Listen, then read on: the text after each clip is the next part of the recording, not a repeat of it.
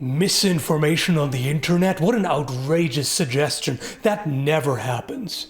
Let's look at a few examples that definitely never happened. But first, I can practically feel a certain question coming up in the comment section, a very meaningful question that's going to contribute immensely to the topic. What are you wearing? It's a hooded coat. I'll leave the link down below in case you're interested. Not sponsored, by the way, unfortunately. And of course, the follow-up, also very meaningful question. Why are you wearing this? Couple of reasons. One, I'm an adult who can wear whatever the hell I want. Two, it's spooky season. And three, it helps with the green screen. Fuzzy hair doesn't chroma key so well. So now that I've answered this question of profound intellectual gravity, let's move on to the actual topic. Are you ready for top 18 popular ancient weapons? If you know anything about those, something is already going to stand out to you that doesn't quite match the title. Top, popular. And then they're showing a skisser, a gladiator weapon that was used by one particular type of gladiator against one other particular type of gladiator in the Roman Colosseum.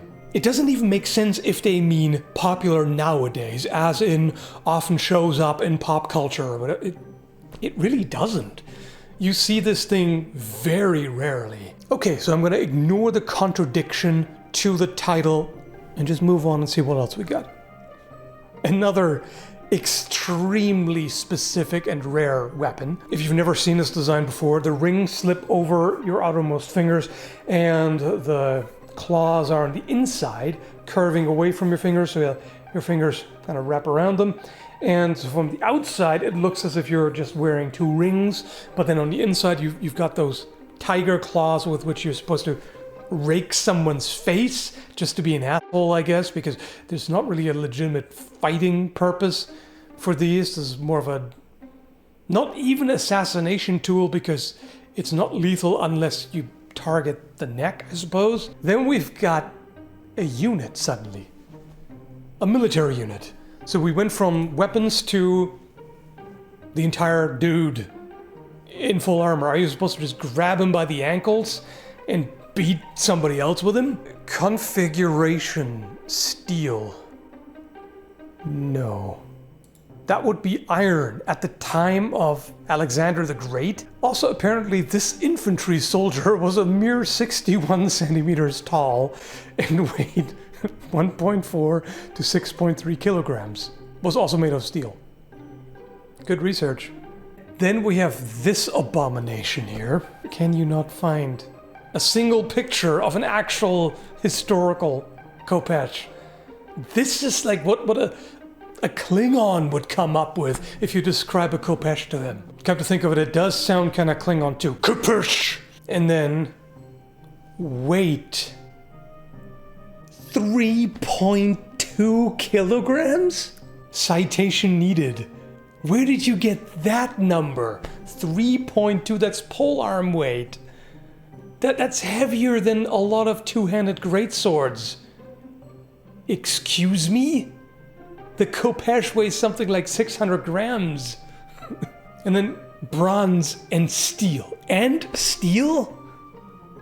No, bronze, period. At this point, I'm surprised that the description is not completely wrong. Like, the khopesh was made of aluminum with handle scales made of meteoric iron, designed to split the opponent's big toe and then proceed to stab the kidneys. My goodness. Okay, so onto the Spartan hoplon shield. As far as I know, it's called aspis or Argive shield, if you want to go with the term it's named after the grip.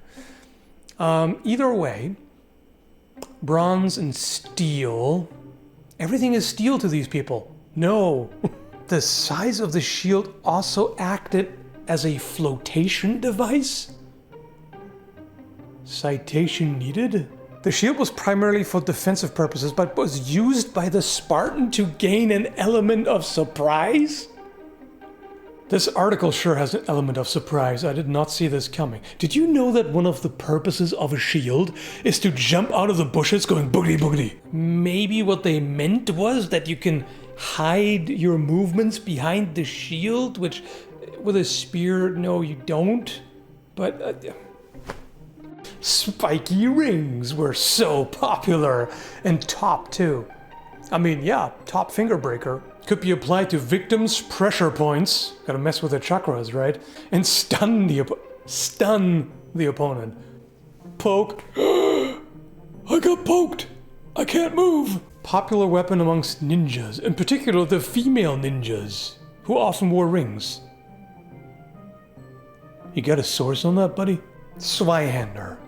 Featuring two-handed Viking sword. Yeah, I made a video about how those didn't exist. No. Well, credit where credit is due. At least they point out that the larger ones were for ceremonial purposes. I'm surprised to see a picture of an actual haladi here, and not Thanos' twin sword or whatever. And then we've got the Atlatl. The weapon itself was made of wood with high flexibility, and it was this flexibility which contributed to its speed. When the darts were launched, the weapon bends significantly? Maybe it's just poorly formulated, but it reads as if it's the Atlatl itself that flexes. No, the darts did. And of course, the Urumi makes an appearance. It had to be included in top popular weapons.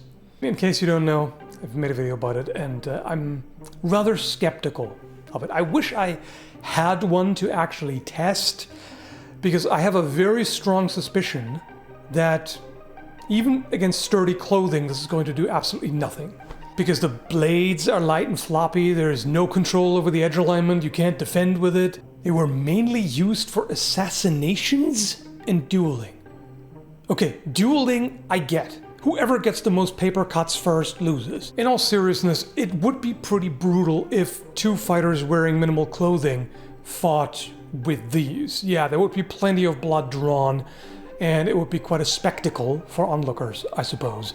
But assassinations? Once again, citation very much needed. You're gonna roll this up into like a ball of metal and just carry it in your pocket, sneak up on someone, whip the sucker out and go whippy, whippy, whippy, dead from the shock or something.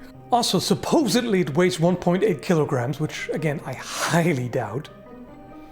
Then we've got the Gastraphetes, which is a pretty interesting design. It's basically the earliest known crossbow. Todd made an interesting video about it, linked down below. It does deserve more love, so to speak. It's very rarely featured, which again makes it weird to be on this list. Popular. Anyway, now they're legit trolling. Archimedes' death ray? Let's go with some ancient Greek fantasy. Yeah, cool. So I intended to cover some other articles as well, but this one was such a treasure trove of WTF that I spend too much time on it already, so might as well wrap it up here. Hope you found it entertaining. Thanks for watching, and take care, folks.